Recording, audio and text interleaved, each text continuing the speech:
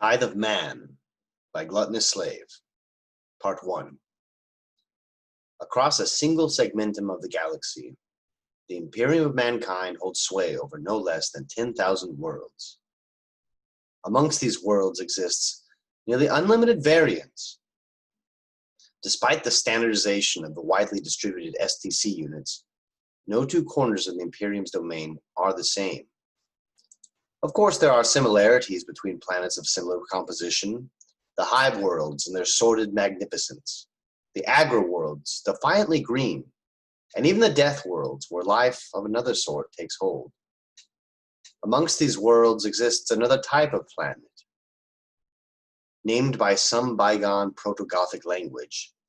Planet Krieg is a war world.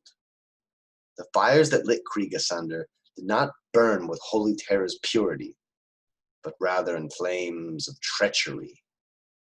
Even after hundreds of years, the planet's surface remains bleached of life, still tormented by atomic cataclysm. Locked in the very moment of its destruction, Krieg shall forever be a war world, complete with subterranean population bunkers, rune-streaked surface, and a death toll all of its own. Nothing lives on Krieg, not even the men. Part 2. The High Marshal gripped his scepter capriciously. Even beyond the Creed facade, he was clearly unnerved.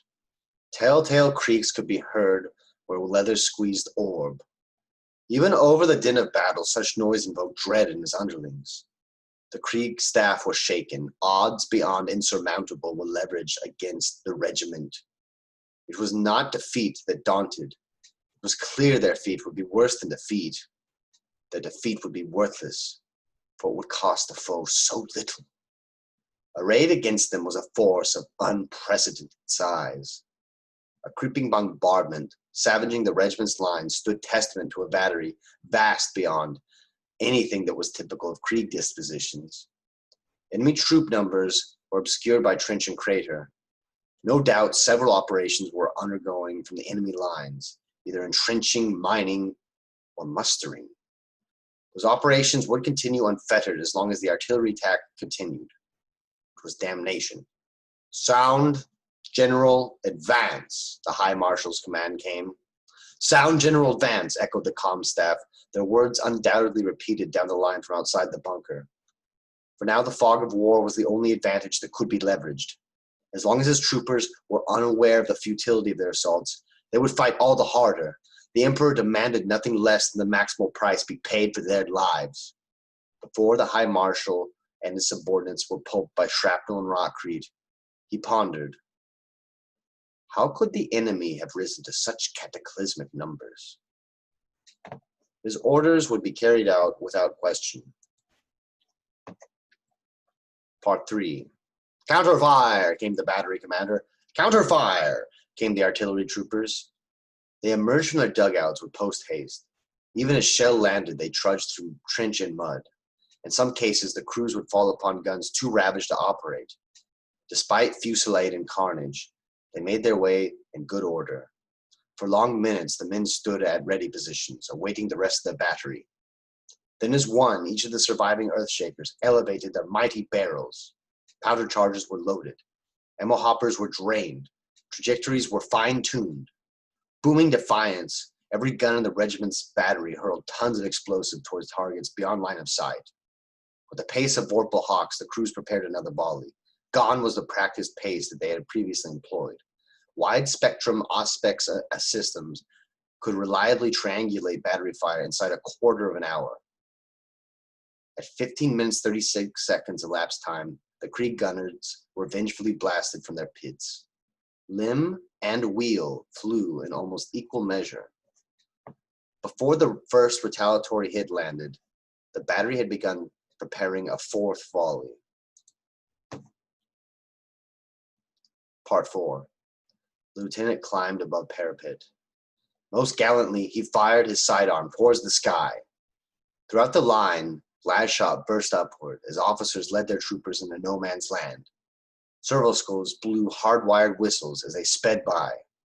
The regiment's answering roar was almost enough to drown out the bombardment's fury. The companies advanced. They moved as a line, rank after rank. Nearly 1,000 bayonets shone resolute against the tarred warscape. When particularly devastating shells would land amongst their number, spherically shaped vacuums would be cut from the formation. These would be filled nearly immediately. With chronometer's precision, a bank of Krieg earthshakers fired. From rearward positions, the weapons of the enemy were finally answered. Such a volley brought respite to those shell-shocked men out in the front. Without having to wade through shrapnel, the ranks charged with renewed vigor. Upon reaching the 100-meter mark, the lieutenant and his men came under fire. Heavy stubber and low-caliber shot ripped out. A squad leader was winged in the mask, left the gasp. Another's leg blew off, tumbling through the smog. With such terse circumstances, it was hard to tell how the rest of the line fared. Guardsmen watched as their comrades were blasted. Never was there hesitation. Never did the line go without being filled in. While this gave great solace to the press of men, their officers knew it could not be continued indefinitely. Sabers slashed, signaling slaughter. Boots clambered over a wall of mud and flakboard. The Kriegsmen were pulled beyond contempt into a realm of disgust at what they saw. Bent ridges, armed individually, yet also sharing a communal filtration device. Connected like spokes on a wheel, the center ridge was always a misshapen abomination of patch and vent and hose. These details mattered little. Flash shot and bayonet counted for far more. With power field and blade did the officers cleave their way through. Flare shots shot up from an undetermined source, bathing the field in hellish glow. In red hues did the Krieg meet their foe. Just as his troops began mopping up, the lieutenant began surveying the area beyond the occupied trench. His periscope had to be left behind for the attack. He never saw the freakish sniper that caved in his face. The shot came from several trenches ahead. Before the round made impact, it passed ragged hordes, incompetent and without discipline, yet subsumed with cravings of human blood. They were without number.